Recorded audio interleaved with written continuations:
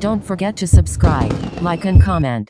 Ghosted review. Chris Evans falls for Ana de Armas' spy. De Armas is a cutthroat spy. Evans an innocent farmer who gets enmeshed in the action. In a movie too over the top and convoluted to make good on its star chemistry. The romantic action comedy has always had a breathlessly eager to please, overstuffed quality. You might say it's a what's not to like genre. We laugh, with pulses racing, and swoon at the moonstruck chemistry. In a superior rom-act-com, like Romancing the Stone or Out of Sight or True Lies or the new murder mystery sequel, the action is the romance. It's how the characters connect. One way the form extends vintage Hollywood screwball is that it tends to be about couples who so dislike each other that only by joining in death-defying scrapes can they melt the ice. But then there are movies like Mr. and Mrs. Smith, where the love gets sandwiched between vehicular mayhem so aggressive it's played for laughs, and the too muchness of the whole thing becomes like one of those fast food fusion experiments. Sorry, but the movie escapism equivalent of a burger topped with a quesadilla served with cheese fries is not my idea of a good time.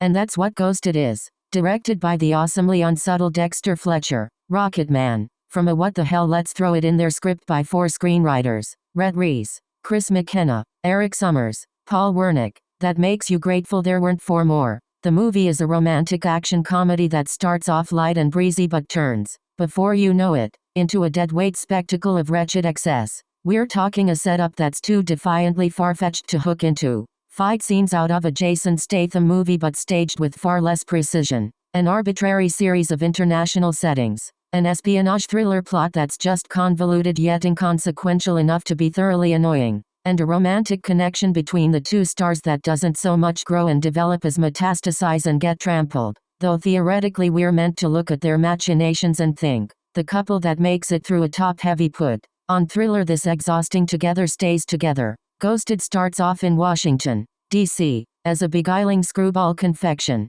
with Chris Evans, all sexy beard and menschy grin, and Ana de Armas, all spiked flirtation, getting into an argument the moment they meet cute. He's Cole, a farmer who's minding a pot plant stand at the farmer's market. She's Sadie, an art curator who's buying the wrong plant, but their squabble melts into an afternoon coffee, then a visit to the Exorcist stairs in Georgetown and a live band karaoke bar, then a wander through the city that lasts all night, followed by a hop into the sack that seals the deal. The characters connect, the actors connect. The only conflict hinted at arrives in the form of a running joke about a potted cactus, which symbolizes 2 things. The tendency of one party, her, to neglect what she's supposed to be nurturing. That's why the cactus is the perfect plant for her. And the tendency of another, him, to be overly needy, which means that he could use a bit of that prickliness. So far, so fun. The title sounds like it's telling us that someone's going to get ghosted, but it's actually a reference to Cole's paranoia about being ghosted, which leads him to frantically text Sadie the next day.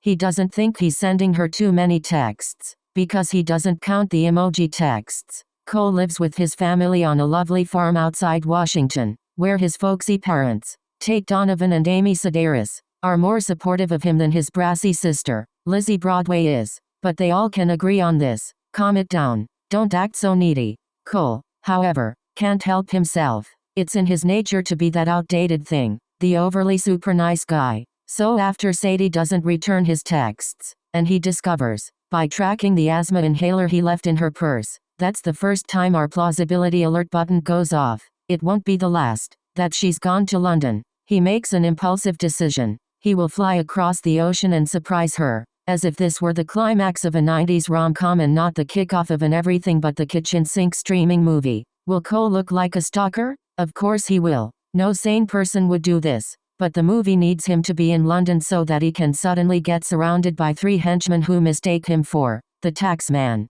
That's the code name for a mysterious espionage specter he is very much not. It's also an excuse to use the Beatles' taxman, so why would they think that's who he is? Why would a sinister baddie, Tim Blake Nelson, with a Cold War Dracula accent strap him into a chair and begin torturing him with a smorgasbord of live bugs? If you haven't already figured it out, the theme of Ghosted, or at least its modus operandi, is, why ask why? A good rom-act-com should escalate, slowly but surely, so the audience feels like it's being invited along for the ride. Ghosted, on the other hand, wastes no time dropping Cole and Sadie into a desert in Pakistan, where they commander a colorful spangly indigenous bus and engage in a cliff Side road chase that looks like it wants to be the centerpiece sequence of Indiana Jones 14. That Cole, an innocent farmer, is already hanging off the side of the bus like an action demigod is less nagging than the central confusion built into the story. Sadie, in case I forgot to mention it, is a CIA cutthroat who didn't plan on Cole following her to London,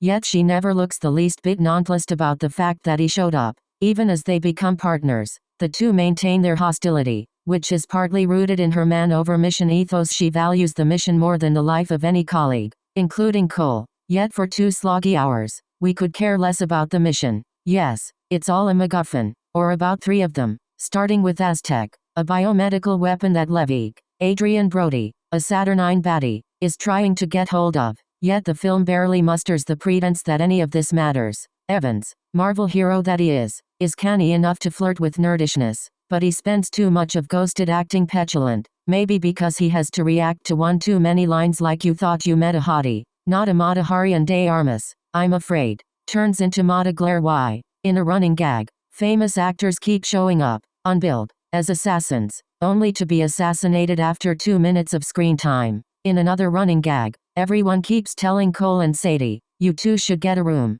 the joke being that they're fighting like cats and dogs. We get it, they're expressing their sexual chemistry. There's an action scene set aboard a plane set to Jet's triumphantly raucous "Are You Gonna Be My Girl?", which leads to the two being stranded on an island in the Arabian Sea. At this point you may start to notice that the movie isn't building their chemistry, it's getting in the way of it. Ghosted works up to an elaborate sequence, set in a glassed-in skyscraper restaurant, that may remind you of a lot of other, better sequences. The espionage intrigue is rote. The action is more bombastic than any rom-act-com can truly sustain. I'm not sure if Dexter Fletcher has it in him to stage an elegantly fanciful yet plausible action scene. Yet in Ghosted, he tosses a whole lot of stuff into the blender, and that's supposed to be enough. The action in this movie doesn't really do much to bring the two characters together, except to the extent that when it's over it's like Novocaine wearing off. Don't forget to subscribe, like and comment.